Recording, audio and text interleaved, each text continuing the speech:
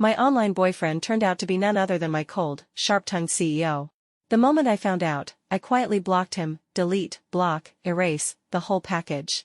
The very next morning, as soon as I stepped into the office, I was summoned to his office. The CEO wanted me to post a bounty on social media, to help him find someone. I had been dating a sweet, little brother I met in honor of Kings. He was clingy, smooth-talking, and, bonus points, he had a perfect 8-pack. But when we met face-to-face, where was that younger guy? It was my cold-faced boss, in the flesh. I immediately wanted to recall myself out of existence. Just had a medical exam. Brain tumor, terminal stage. Only 3 months left, so I want to see the world while I can. Let's break up. If there's fate, we'll meet again in the next life. After sending that last message, I blocked him everywhere, total wipeout. 8-pack abs could go. A steady job at $30,000 a month? I could do that for another 30 years. The next morning, even before I reached the office, the Lunch Squad group chat had already raised a level 1 alarm. Attention! Ultraman's mood today is at hurricane level.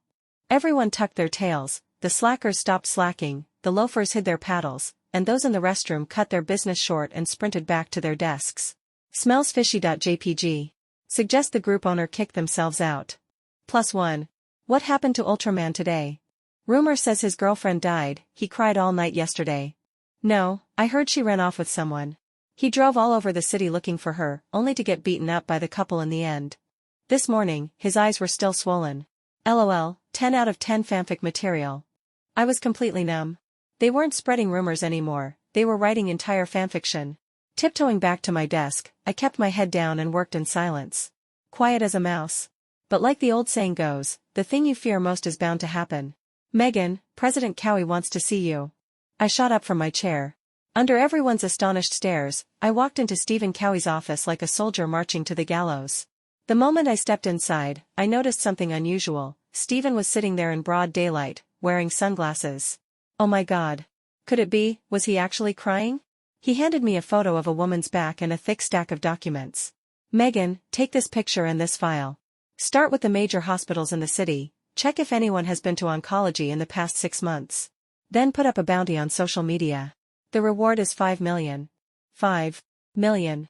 My fingers twitched with greed, but I forced myself to stay sane. Meg, remember, 1 big meal is nice, but 3 meals a day is better. It's 5 million, though. Don't lose a fortune chasing pennies. It's 5 million. Work 10 years, and you might just make that much. 5 million. But if Stephen finds out you've been lying to him, you might not live long enough to spend it. Silence. My conscience shut me up. I flipped through the file, pages and pages of our in-game records, chat logs, even a hand-drawn portrait of me. Beautiful, kind-hearted, sunny and cheerful, warm as a sunflower, pure as a white lotus. Talk about personality disorder. I never thought he'd misunderstand me so badly. I straightened my back, cleared my throat, and tried to sound as bold as a warrior, terrified of letting slip even a hint of my in-game voice. President Cowie, I don't think this is a good idea. Not good? His voice, raspy and weak, sounded less threatening and more pouty, almost like a spoiled child. Like Strawberry Sweetie, his in-game persona. My heart thudded like a drum. Behind this icy boss was a silly, naive sweetheart. Gritting my teeth, I dared to advise him, this girl clearly just wants peace. If her life is truly near the end, she probably only wants to spend her last days quietly. If you really love her, you should let her go.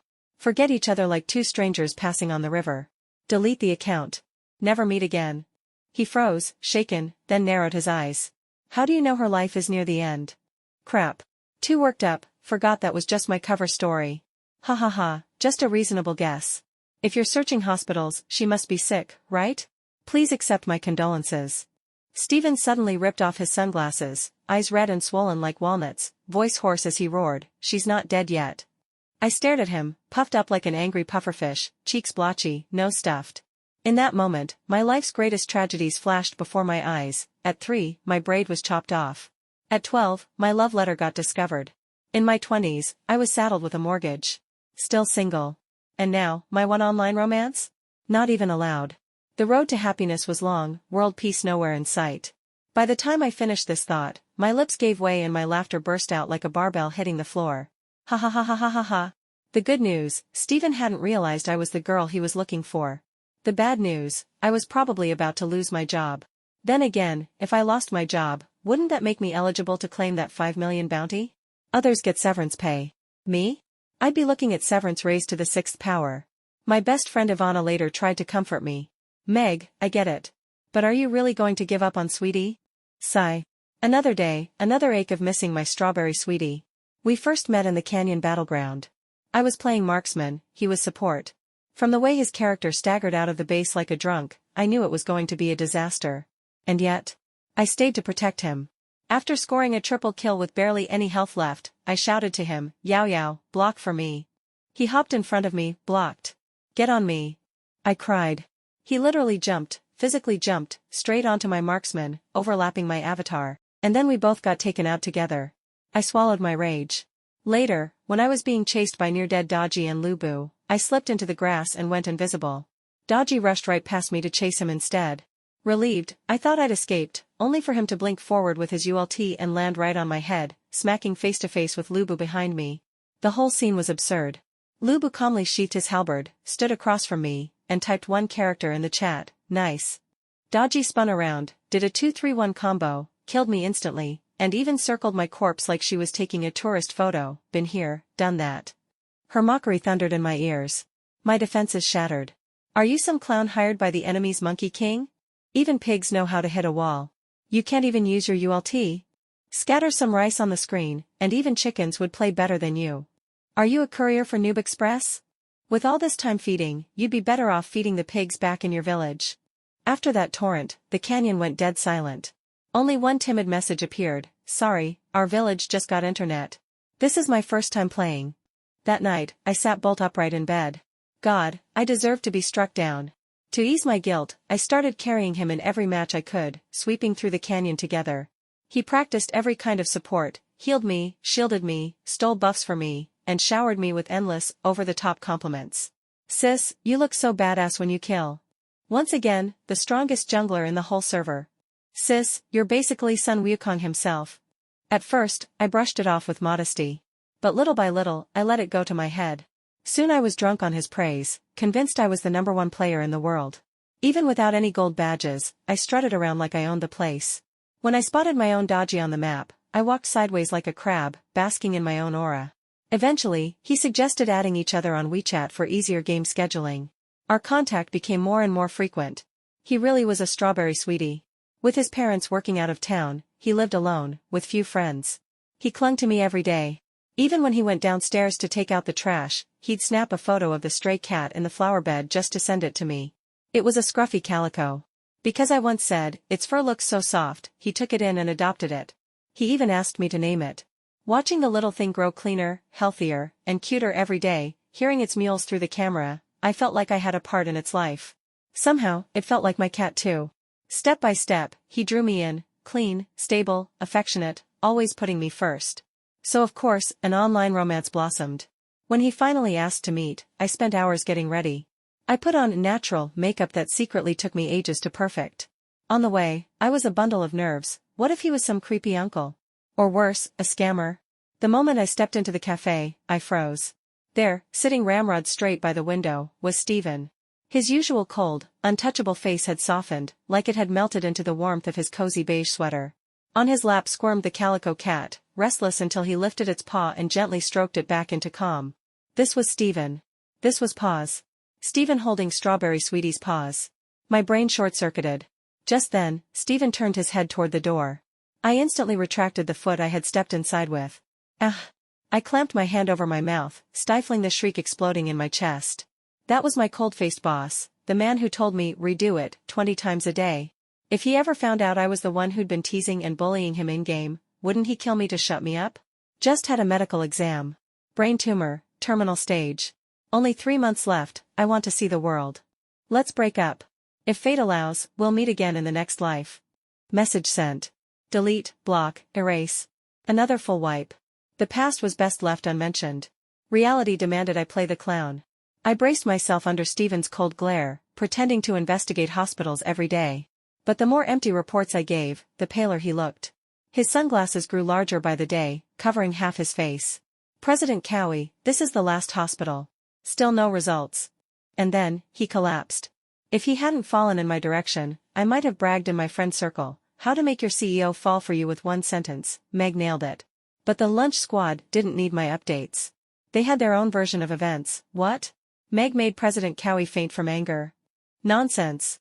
Last time, Meg was laughing so loud in his office the whole floor heard her.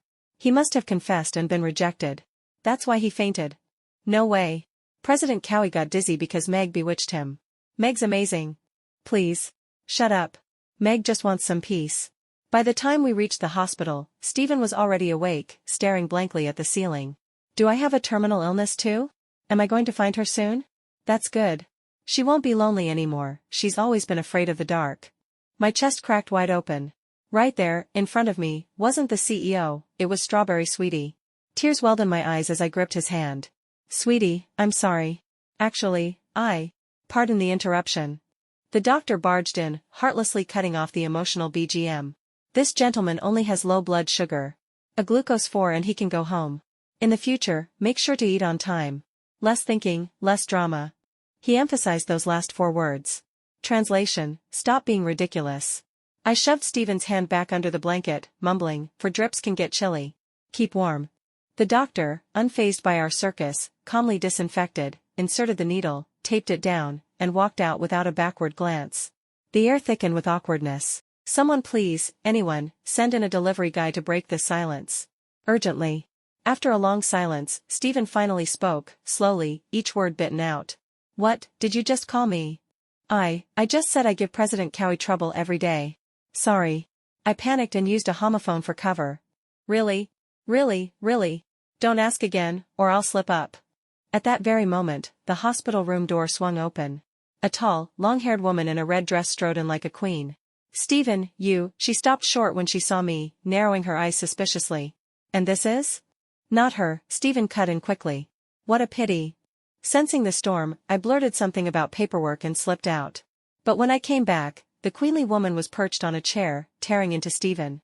Stephen, has a dog eaten your brain? Starving yourself into the hospital over a scammer? That girl is probably some greasy old man in Myanmar right now, laughing at how stupid you are. Excuse me? This greasy old man is me. And for the record, I am no scammer. I didn't even take his money. He kept trying to transfer me ridiculous amounts, marked voluntary gift, and I still refused. I even nagged him not to order takeout every day. Honestly, wasn't his money basically mine anyway? Why would I scam him? And okay, yes, I was terrified that one time, when he transferred me 1,314,520. Who the hell dares accept that? Doesn't he know the concept of long con? The next morning I half expected to wake up missing a kidney. But still, if this was bait, why cut the line yourself? No. I had to go rescue him. Love-brain logic, impossible to argue with. The woman didn't even move her body. With one hand, she shoved his head back against the pillow with ease. Lie down. Pull another stunt, and I'll tie you up and feed you to the fish at home. How did the Cowie family produce such a lovesick fool? Stephen struggled weakly, then blurted back, Dad chased Mom as a backup for 10 years before he finally won her. Grandpa lugged a pig 20 kilometers to catch Grandma. And your husband went bald for you. Her face twisted. Stephen. Do you have a death wish? Stephen's eyes darted left and right, avoiding hers. All I'm saying is, Sweetie would never scam me. And I already know how to find her. She gritted her teeth. You'd better. Silence fell inside. I pressed my ear to the door like a gecko, only for the door to fly open. I looked straight up into her sharp phoenix eyes. She smirked. Well, hello there. What a coincidence. Done with President Cowie's paperwork? Then I'll be going. Goodbye. Come back. I froze like a chastised school kid. I have to leave. Please take care of Stephen for me. I'll make sure you're compensated out of his bonus. You're such a kind, generous girl. Wonderful. We'll get along famously. By the time I re-entered, Stephen had schooled his expression back into the composed, aloof CEO face. Megan, you're the only one who knows about this. From now on, you're in charge. Once you find her, your salary doubles. So basically, I had to find myself? I was caught between a raise and the risk of exposing my identity. While I hesitated, Stephen waved his hand. Triple. Yes, President Cowie. My mouth agreed before my brain could stop it. Reflexes, 1, logic, 0, good. Contact a lawyer. File a lawsuit. A lawsuit? Ivana nearly choked when I told her later. I calmly caught the plush goose she hurled at me, sat her down on the sofa, and said, yep. I had the exact same reaction at the time. On what grounds? Face flat against Ivana's lap, I moaned, the skins. Every single skin he gifted me in-game. Ivana was speechless. You won't leave any trace, right? Maybe just confess outright. Honesty might give you a shot at survival. I groaned. I wanted to confess. I almost did back at the hospital, but the doctor barged in, and all my courage scattered like dandelions in the wind. Then, do you even still like him? Of course. But the one I like is Strawberry Sweetie, the one who plays games with me, raises paws with me. Why does it have to be Steven? Sigh. No matter what, the sun would rise, and I still had to drag myself to work. I trudged into the office with panda eyes, only to be pulled into the break room by the lunch squad. Meg, are you really President Cowie's ex-girlfriend? The one who dumped him? I sucked in a breath. One day off work, and the plot had already jumped to the finale? How do you even know that? Before I finished, everyone chimed in at once, don't listen to Big Mouth, Meg. Yesterday a bunch of people saw you and the president faint together in his office. Rumors are flying. Yeah, some are even saying you were his ex-wife. My heart nearly leapt out of my chest, but at least I hadn't blurted out the truth. I laughed it off, tried to play along, and finally sat down, only to be dragged straight back into Steven's office. He was sitting there, calmly cradling paws in his arms. Megan, I heard people say, you were my ex-girlfriend. Good thing I'd already been through one shock. My heart was steady this time. President Cowie, you must be joking. He didn't press the point. How's the lawyer search? I perked up. The lawyer says, since you gave the gifts voluntarily, the chances of winning are slim. He suggests private mediation. I made sure to stress the words, voluntarily gifted, praying he would drop this self-destructive idea. Steven cut me off with steely resolve. Then let our corporate lawyers handle it. Even if we have to chase her to the ends of the earth, we'll get them back. God help me. All this over some digital skins, and now I had the company's elite legal team breathing down my neck. In desperation, I grabbed his hand before he could dial. Under his icy stare, I begged, President Cowie, please. Give me one more chance. I'll talk to the lawyer again. I promise I'll fix this. He glanced down at my reckless hand on his, as if weighing whether to stew it or stir-fry it. Flustered, I snatched it back. Steven finally spoke. Then I'll give you half a day. I didn't need half a day, 10 minutes was enough. I ducked into the restroom, pulled out my phone, and logged into the game. The chat box with Steven's account was overflowing with his messages. Sis, what's wrong? Did you go to the hospital yet? Please come back. I'll take you to get treatment. It's not too late. Sis, I'm begging you. Before I fainted today, I swear I saw you. Were you there for me? I miss you so much. Ugh. Whatever else I might feel about Steven, his Strawberry Sweetie persona hit me right in the heart. So I typed, I'm sorry. I lied. I'm not sick. But don't look for me, we won't work out. He replied instantly, Sis, you scared me to death. You don't know how worried I was. I cried for nights. Don't you love me anymore? I'm breaking apart. Just imagine Steven, sitting in that black and white CEO office of his, ugly crying like a baby.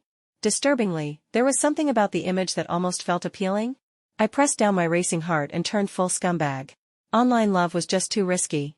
Then his messages came in rapid fire. Sis, were you at the cafe that day? I felt your presence. Do you think I'm ugly? I can get plastic surgery. My pupils dilated. What the hell was I supposed to say to that? Just then, a WeChat ping from Steven himself. Megan, did you contact the lawyer yet? Crap. I had to stall him. I scrambled back to my work account, President Cowie, contacting right now. Then switched back to the game account at lightning speed. No, don't you dare. You're handsome already. Absolutely no surgery.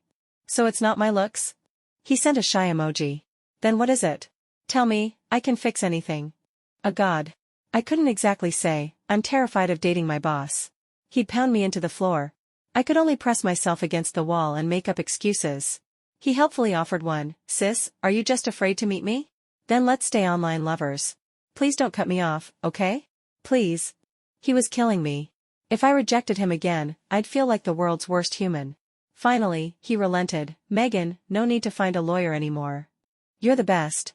Moi. See? Keep 2 accounts, and the boat will flip. Juggle 2 identities, and the house of cards collapses. Silence really is the bridge of the night. Back in reality, I stood before Steven, staring down at the doodles I'd carved into my desk to avoid eye contact. He coughed once, and I jumped up to pour him water. President Cowie, I just sent the wrong WeChat. Please forgive me, don't take it to heart. He said nothing, simply scooped up paws. Megan, I have relatives in town. Help me take care of my cat for a few days. I'll pay extra. My eyes lit up. After raising this kitty online for so long, I could finally hold her for real. Of course, President Cowie. Leave her to me. He handed me the cat and carefully explained her habits. My cat doesn't like riding in other people's cars. Tonight I'll drive you both home. I nodded absently, too busy cuddling Paws. After work, he really was waiting in the garage, tall, immaculate, leaning against his matte black luxury car, watching me walk toward him. For a moment, it was like the domineering CEO of a romance novel had stepped into reality. Meg, keep it together. It's an illusion. This man is the same boss who can reject you 20 times in a single day. Once inside, I cradled Paws, and when Stephen wasn't looking, I buried my face in her fur, whispering, "Little kitten like you, born only to be eaten up by your mama." Paws snuggled in my arms, staring at me with big dark eyes. Too cute. I wanted to steal her. Then I turned my head, and met her owner's gaze. Stephen's eyes were just as dark, fixed on me, full of unreadable emotions. Terrifying. I wanted to bolt. Awkwardly, I broke the silence. Paws is too cute. I couldn't help myself. A flicker of a smile passed through his eyes. Yes. She's very cute. The atmosphere was painfully stiff. Thankfully, Paws did her part to keep things lively. When we got out of the car, Stephen pulled a beautifully wrapped box from the back seat. My sister wanted you to have this, to thank you for taking care of me at the hospital. I held Paws in one arm and her luggage in the other, blinking at the box. President Cowie, maybe you could just hang it around my neck. Caught off guard, Stephen actually choked. For once, he looked speechless. I'll walk you upstairs, he said. Now it was my turn to choke. What was I supposed to do, make a forum post titled "Help"? My boss came to my apartment, what do I do? Luckily, he only set the gift at the door and didn't come in. Before leaving, he tapped Paws gently on the head. Be good with Meg. Don't cause trouble. Hearing Meg roll off his lips sent a shiver through me. I hear everyone call you that. After work, you shouldn't call me President Cowie either. Use my name. I froze. Was he possessed today? Oh okay, Precy, Stephen. The last two syllables came out as soft as a mosquito's hum, adding an unexpected tenderness to the dim stairwell. Stephen's voice carried a hint of laughter as he bent and rubbed his face against Paws. Good night, Paws. I didn't sleep at all. In the middle of the night, I shook Ivana awake. What do you think Stephen meant by that? Half asleep, she replied. Meant what? I continued my rant. Isn't he flirting with me? Flirting? With you? Exactly. What a jerk. Just this morning he said he liked durian swing. Well, but then again, he hasn't really done anything. Maybe it's all in my head? Definitely in your head.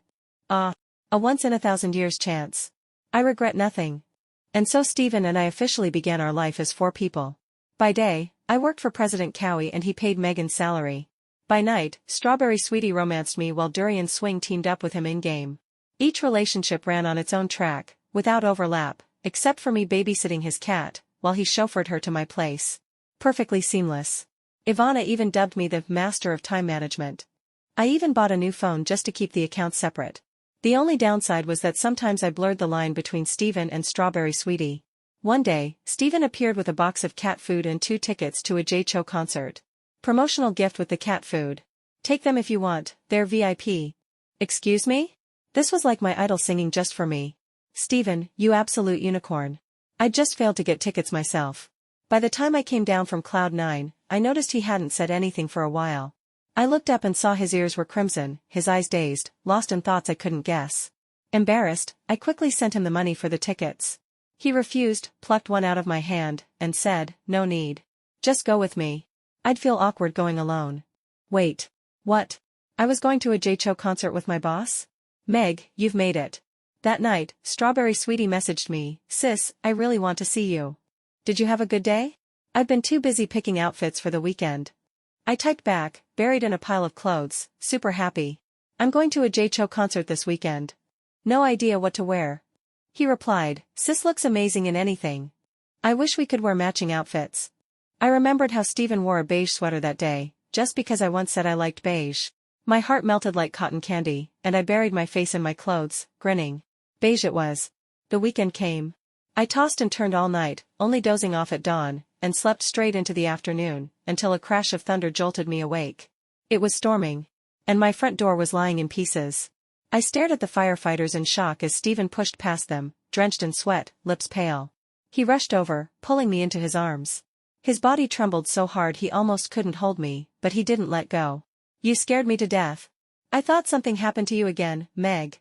Still stunned, my arms hovered in hesitation, then finally wrapped around him. A sudden roar of applause burst out. It was the crowd of onlookers. Who said there aren't audiences in your life? I had just achieved social death, live in my neighborhood. Later, the firefighters lectured us half the afternoon. Only after repeated promises not to waste public resources again were we allowed to leave. By then, the sky was painted with glowing clouds. We looked at each other's bedraggled faces and broke into laughter.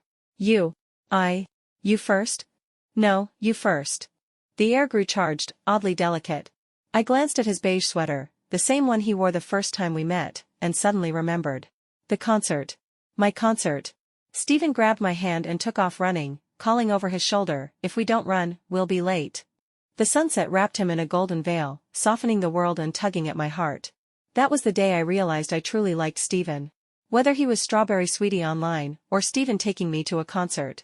Surely I wasn't the only person in the world in love with two men at once, even if they were the same man. But then came the biggest question, did Stephen actually like me? If he did, he was two-timing.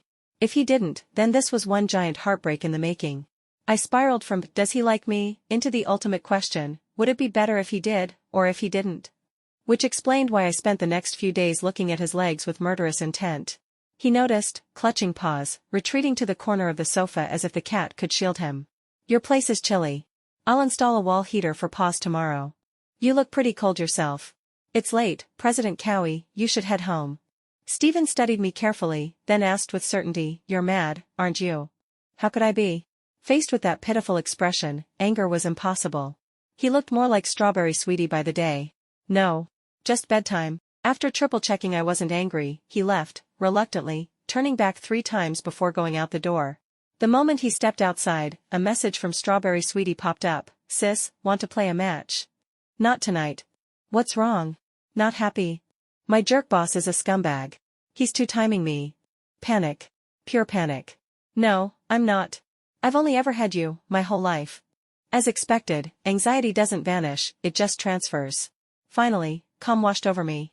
I tossed the problem back to Stephen and drifted into my first solid sleep in days. The next morning, when I opened the door, something rolled into my apartment with a thud. Stephen. He patted dust off his clothes, trying to act casual. Morning. Still mad? I couldn't help both laughing and feeling sorry for him. I'm not mad. Why are you here? He studied my face closely, and only after confirming 3 times did he let out a breath of relief. Good. I was afraid you'd be angry and disappear. He really knew how to tug at my heartstrings. My face burned. I shoved him toward the bathroom, meaning for him to freshen up before work. But his face was even redder than mine, and suddenly the air was charged with something else. His long fingers rested on my shoulder, his thumb brushing over my collarbone, leaving shivers in its wake. I froze, staring into those fathomless eyes, unable to move. A second later, slam. The door closed from inside, and I was shoved out unceremoniously. Stephen, you absolute dog. After that day, Stephen couldn't look me in the eye. Whenever we crossed paths, his gaze darted to the ceiling, the floor, anywhere but me. Strawberry Sweetie, however, grew even more active. Sis, when can we meet? I really want to see you. Huh? Stephen, what kind of act was this supposed to be? Fine, I'd play along and see what he said. Alright, this weekend then. The weekend came. Same cafe. Same sweater. Only this time, no cat, and 1 extra woman. Wait. A woman? I rubbed my eyes. Still a woman. Still the same familiar queenly figure, Stephen's sister. Stephen looked helpless. Your Majesty, could you leave? She'll be here any minute. For the first time in over 20 years, I finally like someone. His sister sipped her coffee leisurely. Then shouldn't I meet her? You already have. That girl at the hospital. So, Stephen, you'd been running a secret side account? Don't twist it. I only realized later she was Meg. It's nothing like what you're thinking. Wow. Stephen, you scumbag. You were role-playing me. Once again, I quietly deleted myself. Just had my fortune read. Turns out I'm actually the reincarnation of Nuwa, destined to save the world. Mortals and gods can't be together. We're doomed. Let's break up. If fate allows, we'll meet in the next life. With practice, the routine came easily. Type, send, block, delete. But before I could take 2 steps, Stephen chased after me, clutching me tight, so close I could hear the frantic thud of his heart. Meg, don't go. Let me explain. I never meant to trick you. I was terrified when you disappeared the first time. I thought you wouldn't like me. This is my first time liking someone. I don't know how to please you, or how to chase you. But I couldn't stand to lose you, so I used the dumbest way just to be near you. Too close, and I feared you'd hate me. Too far, and I missed you unbearably. When you're happy, I can ride that joy all day. When you're upset, I can't sleep a wink. That's how much I like you. Will you give me a chance to love you? Oh my God. I never imagined a confession from the person I liked would feel like this. Tears poured down my face in messy streams. Panicked, Stephen loosened his hold, but I clutched his waist tighter, burying my face in his chest, hiccuping between sobs. He grew even more frantic, patting my back to help me breathe. Meg, I'm sorry. Did I scare you? If you don't like me, it's okay. Just please stop crying, I won't hurt you. Worst case, I'll resign. I won't bother you at work anymore. I'm sorry, please don't be mad. His words tumbled into nonsense, breaking down to nothing but a low, repeated "I'm sorry." I wanted to tell him that wasn't what I meant, but the moment I opened my mouth, I only cried harder, beyond control. In the end, we both collapsed into each other, bawling, our unforgettable day of sealing the deal. You two, swearing brotherhood or something? Stephen's sister stood there, filming us and laughing so hard she doubled over. Stephen, are you actually crying? Perfect. I'll save this for your wedding montage.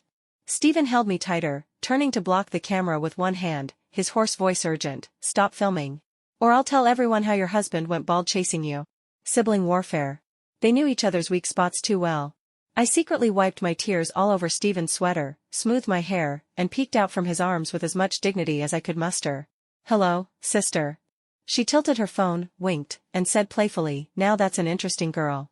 Sorry I didn't bring a gift for our first proper meeting, I'll send you a check later. I won't disturb you two any longer. Till next time. With that, she swept into a black sports car and vanished. Stephen and I stared at each other's tear-reddened eyes, then both burst into laughter. He was the first to grow quiet again, tucking a loose strand of hair behind my ear. His voice dropped low, almost like a vow. So, will Meg like me? My eyes shone, overflowing with a smile. Yes. For a lifetime. A lifetime's too short. Not just this life, every life to come.